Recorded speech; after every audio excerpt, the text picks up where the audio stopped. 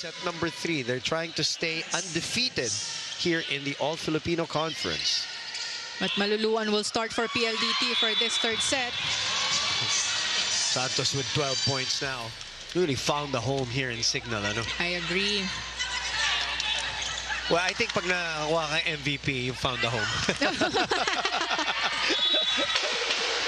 A factor for PLDT, which usually is obviously one of their main weapons. Not today. Not so far, at least.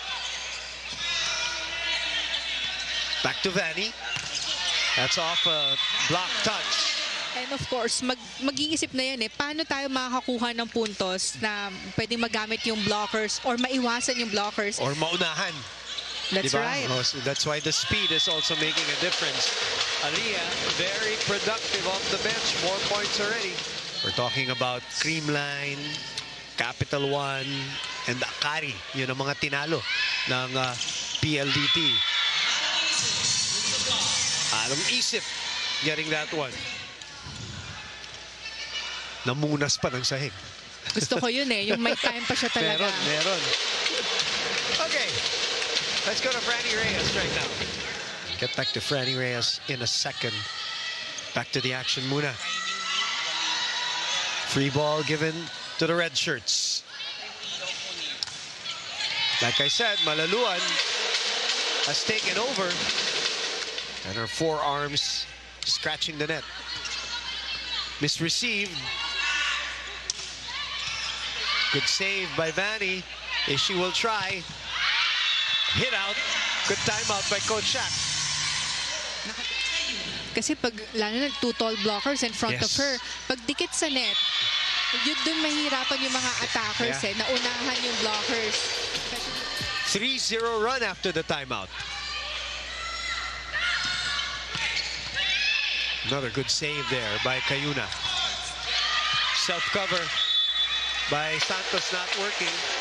But all throughout this game, it's about composure with speed, and that's something that they've been working on, how to control what they can, but being fast at everything that they're doing. It's in the defense patterns, it's in the way that they're attacking, and they're doing all the right things, and they're looking to take this in just 3 sets. Back to you guys. So far, so good for them. You're right, Franny. This time, Santos getting the better of Davison. Like what Franny said, Signal is really working on their speed and composure for this game. And we're seeing that, especially sa start pa lang hanggang ngayon, they're very consistent. And then we're seeing a lot of... That's the first thing that everybody noticed. Ang bilis ng laro ng Signal. Obviously, they won their first 3 games. They lost the next leg. And now a campfire on their side. Gagawin niya ba? Isa-set ba niya or the drop niya? Magfe-fake pa? It's a great play by Cayuna. Acuna with an aggressive run, Paneng. Can they sustain this speed and this level of play? That's gonna drop in. Savvy Davison. Maganda yung basa ni Erica Santos in the defense. Naset pa.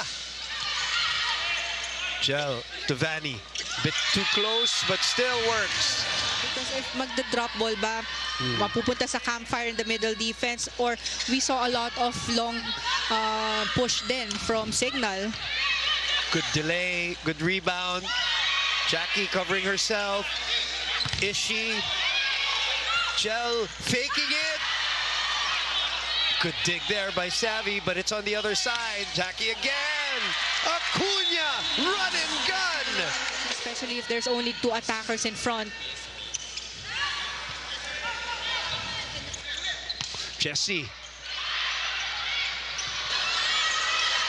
Cayuna will send it over for a free ball for PLDT.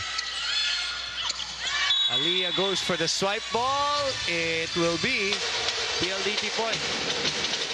In the previous play, 11 serving 14. Oh! Pati ba naman yun? John Cayuna, by the way, today. It's that they will play with all heart, all spirit, and they will not go down without a fight. Back to you guys. Nabati lang natin, Franny. Service error. Giving the point to PLDT. Franny Reyes reporting, of course. Still able to make a play out of that, but return to sender.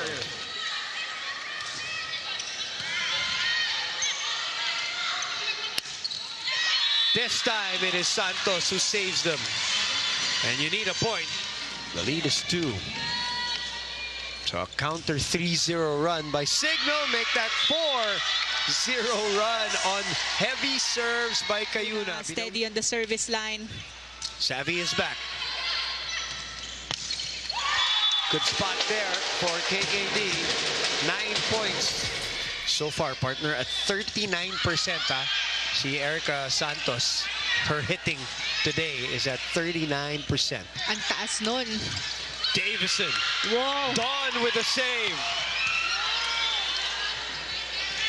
Rally ongoing. Finished by KKD. They're still in this one. There's a gap between Encarnacion and Katindig. Let's see. Kiseo target. Goes to Dawn. Erica. Oh, parang again? Para tayong na-deja vu.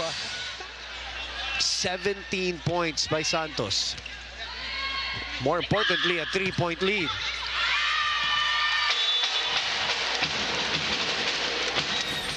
They're down by 2 points still. Only 2. Woo! Danny Gadler with some heat on that swing. Erica will be in the back row. Davison gets 1 point back.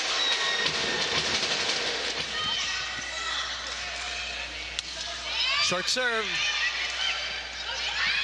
Malaluan with a swipe. Back row attack. May halong galit dun. Oh, dahil siguro hindi matanggap. 23 serving 24. Safe serve. Ishii.